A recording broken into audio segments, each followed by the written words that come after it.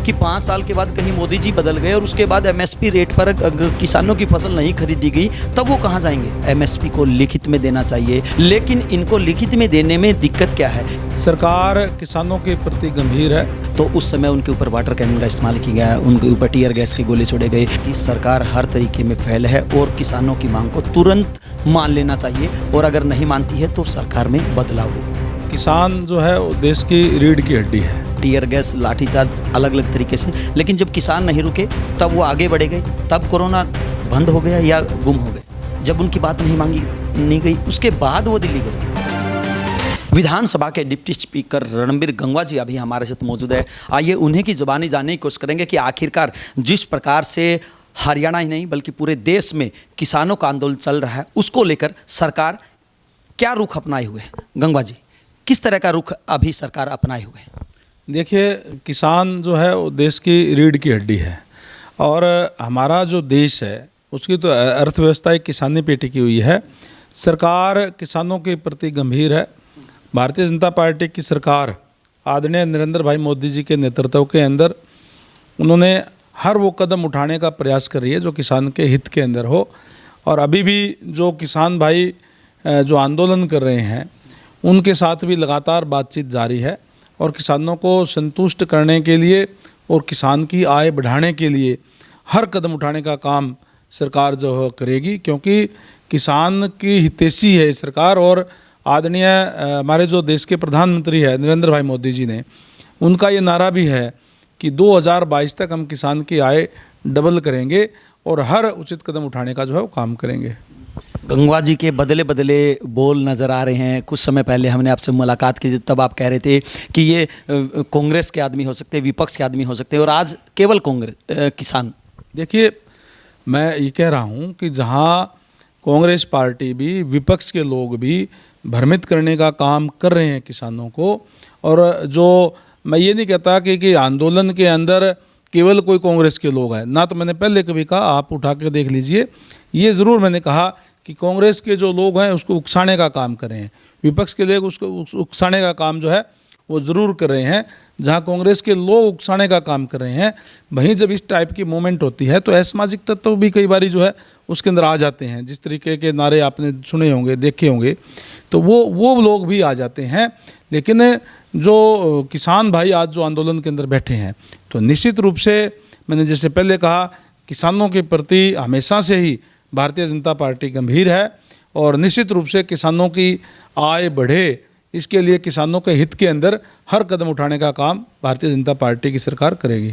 गंगवा जी, आपको नहीं लगता कि सरकार ने जो निर्णय पहले लेना चाहिए था वो बाद में लिया? जिस प्रकार से किसान दिल्ली के लिए कुछ कर रहे थे तो उस समय उनके ऊपर वाटर कैनन का इस्तेमाल किया गया, उनके ऊपर टीयर गैस के गोले छोड़े गए और उसके बाद फिर उनको फ्री हैंड छोड़ दिया गया कि आप जाइए। ये निर्णय, ये फैसला कितना नुकसानदायक होगा सरकार के लिए? आज कोरोना काल है और कोरोना काल के अंदर सरकार इस बात का प्रयास करती है कि गैदरिंग ज़्यादा इकट्ठी ना हो, क्योंकि आज जिस हिसाब से एक जो विश्वव्यापी जो एक बीमारी है ये कोरोना की, ये फैली हुई है। और जब इस टाइप की मूवमेंट होती है, जब लोग ज़्यादा इकट्ठे होते हैं, तो वो जो सोशल डिस्टेंसिंग या जो मापदंड कोरोना के है वो नहीं रह पाते। इसके लिए प्रयास जो सरकार ने किए थे, सरकार ने प्रयास किए थे, लेकिन टीयर गैस छोड़ के तो कहीं ना कहीं उस बीमारी को और ज़्यादा बढ़ाया है। नहीं, बीमारी टीयर गैस से नहीं, टीयर गैस या वाटर कैनन की जो बात है वो तो इसीलिए कि उनको रोकना, जब मूवमेंट एकदम से आती है तो हमारे अपने लोग हैं, हम उनके ऊपर कोई शक्ति करके तो उनको रोक नहीं सकते। इस तरीके का रोकने का प्रयास सरकार ने किया था, समझाने का प्रयास भी किया था प्रेस के माध्यम से, लोगों में जा करके भी कि इस टाइप का जो ना करें। सरकार ने पहले भी आश्वासन दिया था कि किसान के हित के अंदर हर कदम जो है सरकार उठाएगी। पहले किसानों को रोका गया, पूरी कोशिश की गई, टीयर गैस, लाठीचार्ज अलग अलग तरीके से, लेकिन जब किसान नहीं रुके तब वो आगे बढ़े गए, तब कोरोना बंद हो गया या गुम हो गए? आज भी किसानों से सरकार तो अपील करती है कि इस टाइप के आंदोलन ना किए जाएं, इस टाइप के जो ज़्यादा लोगों का जमावड़ा है वो ना हो, इस टाइप की हमारे जो किसान भाई वहाँ बैठे हुए हैं उनसे भी अपील करती है, आम लोगों से भी अपील करने का काम जो है वो किया है। लेकिन उसके बावजूद अगर लोग इकट्ठे होते हैं तो फिर तो जो बैठे हुए हैं, तो अभी उसका क्या आप बताइए क्या हाल हो सकता है उसका। अभी कहीं न कहीं सरकार तो अपनी तरफ से प्रयास की है। भूपेंद्र सिंह हुड्डा की अगर हम बात करें, उनका कहना है कि सरकार हर तरीके में फेल है और किसानों की मांग को तुरंत मान लेना चाहिए, और अगर नहीं मानती है तो सरकार में बदलाव होगा।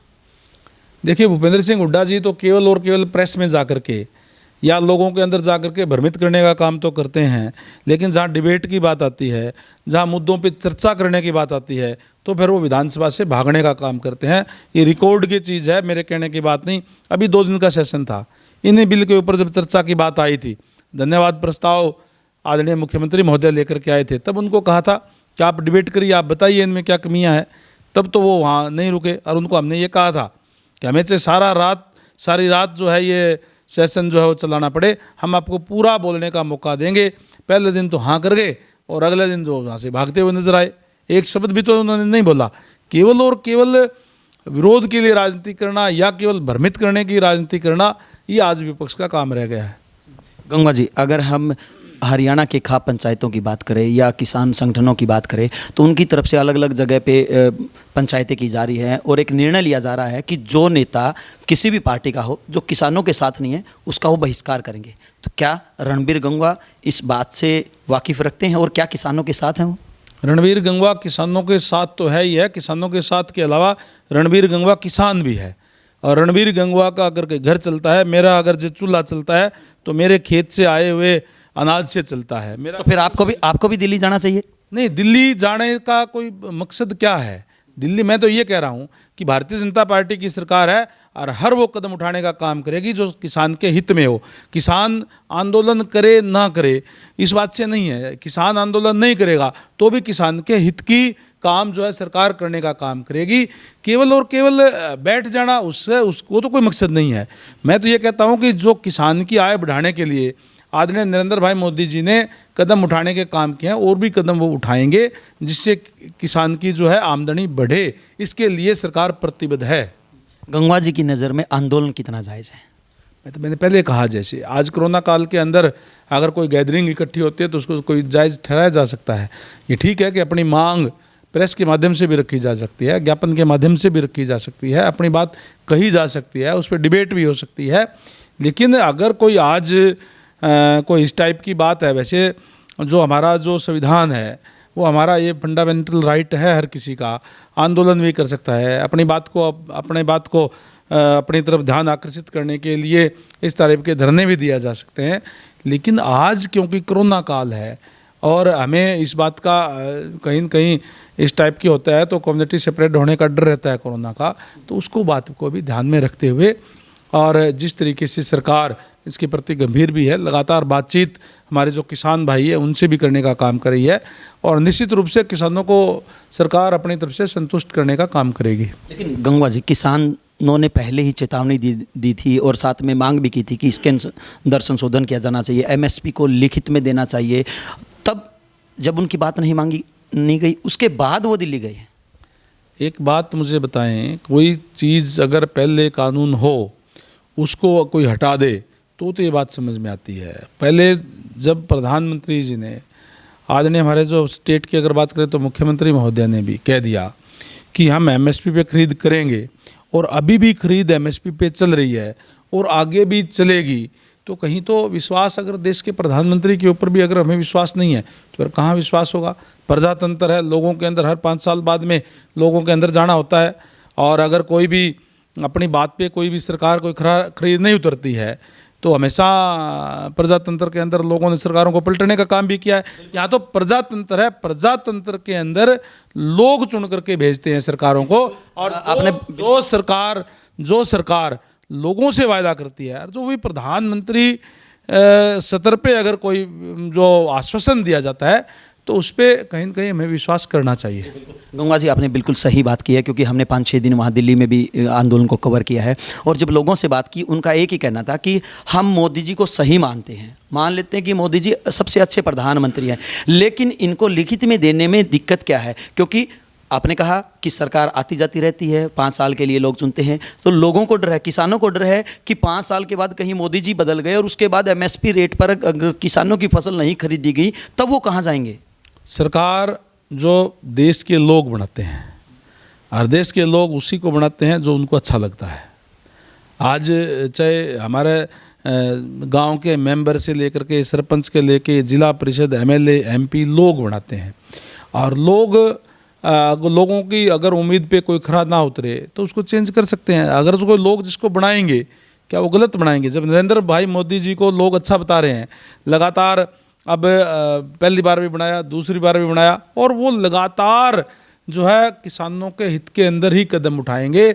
जब लोग ये कह रहे हैं, जब किसान भाई हमारे ये कह रहे हैं, आपने जैसे बताया कि आंदोलन के अंदर मोदी जी अच्छे हैं, तो क्या मोदी जी किसानों के विरोध में कोई फैसला ले? लेकिन लिखित में देने में समस्या क्या? कोई मोदी जी, जब आप एक दो बात मत करिए आप, जब हमारे किसान भाइयों को नहीं, आज हर एक वर्ग को, जो देश को आदरणीय मोदी जी पे विश्वास है, तो हमें ये भी विश्वास रखना चाहिए कि आदरणीय नरेंद्र भाई मोदी जी हमारे अहित में कोई भी ऐसा फैसला जो है वो नहीं करेंगे। और किसान के अगेंस्ट तो कोई फैसला वैसे भी नहीं कर सकते। जैसे मैंने पहले कहा, किसान जो है देश की रीढ़ की हड्डी है, और हमारा जो ढांचा जो है, हमारी जो आर्थिक व्यवस्था जो है, वो किसानी के ऊपर टिकी हुई है। तो उनके खिलाफ का कोई कानून बनाना या उनके हित में कोई फैसला ना करना, ऐसा तो करना तो दूर की बात, तो उनके अगेंस्ट तो सोच भी नहीं सकते। किसान अपनी मांगों को मनवाने के लिए पिछले काफ़ी दिन से धरने पे बैठे हुए हैं, सड़कों पे बैठे हैं, काफ़ी परेशानी उनको झेलनी पड़ रही है। और आपने कहा कि मोदी जी उनकी बात निश्चित रूप से समाधान निकालेंगे। अगर समाधान नहीं निकलता है तो क्या रणबीर गंगवा किसानों के साथ कंधे से कंधा मिला के खड़े होंगे? फिर आपका सवाल वही है, मेरा जवाब भी वही है कि रणबीर गंगवा किसान है। मैंने आपको पहले कहा, मैं किसान हूँ, और हम तो किसानों के साथ हमेशा से हैं। और जो भी कदम सरकार उठा रही है वो भी किसानों के लिए उठा रही है और किसानों के हित के अंदर उठा रही है। कोई भी कहीं भी कोई बात किसानों के हित के अंदर नहीं होगी। किसानों के लिए सरकार जो है काम करेगी, और किसानों आने वाले समय के अंदर आप देखना किसानों की आय और बढ़ेगी, इसके लिए सरकार प्रतिबद्ध है। अंतिम प्रश्न गंगवा जी, कोरोना की वैक्सीन निकाली गई और वो आपके सरकार के स्वास्थ्य मंत्री के ऊपर उसका इस्तेमाल किया गया, और उसके बावजूद भी वो कोरोना पॉजिटिव हो गई। क्या लगता है, दवाई में कोई कमी है या फिर उपचार में कोई कमी है? ये तो जो है वो साइंटिस्ट है या डॉक्टर साहिबान है, वो बता सकते हैं, उनका सब्जेक्ट है। और क्योंकि अभी तो उसका ट्रायल चल रहा है, अभी कोई बन नहीं गई। अगर कहीं कोई कमी होगी तो उसके अंदर सुधार करेंगे। वो तो साइंटिस्ट या डॉक्टर साहिबानों का उनका काम है, ये मेरा सब्जेक्ट नहीं है। लेकिन कहीं न कहीं चिंता की बात तो ज़रूर है कि दवाई ले ली गई, उसके बावजूद भी कोरोना हो गया। हाँ, निश्चित तौर पर परमपिता परमात्मा से प्रार्थना करूँगा कि हमारे गृह मंत्री जल्द से जल्द, स्वास्थ्य मंत्री भी हैं वो, जल्द से जल्द ठीक हों। और लगातार इस दिशा के अंदर हमारे साइंटिस्ट भी, डॉक्टर साहिबान भी इस बात का प्रयासरत है कि जल्दी से जल्दी इस बीमारी की वैक्सीन मिले और कोरोना से हमारे जो मुक्ति मिले। ये थे विधानसभा के डिप्टी स्पीकर रणबीर गंगवा जी, जिनका साफ तौर से कहना है कि किसानों की जो मांग है वो जायज़ है, और निश्चित रूप से सरकार भी किसानों की समस्याओं को लेकर, उनकी मांगों को लेकर बहुत ज़्यादा गंभीर है। करीब 5 दौर की वार्तालाप सरकार और किसानों के बीच में हो चुकी है, और इन्हें उम्मीद है कि बहुत जल्द इसका समाधान निकलेगा। हालांकि इससे भी एक कदम आगे इनका ये भी कहना है कि वो खुद भी किसान है और किसानी से और किसान परिवार से वो संबंध रखते हैं, इसलिए उनकी समस्या को बखूबी समझते हैं, जानते हैं। वीडियो जर्नलिस्ट अमित कुमार के साथ अजय लोहान, बिंदास हरियाणा।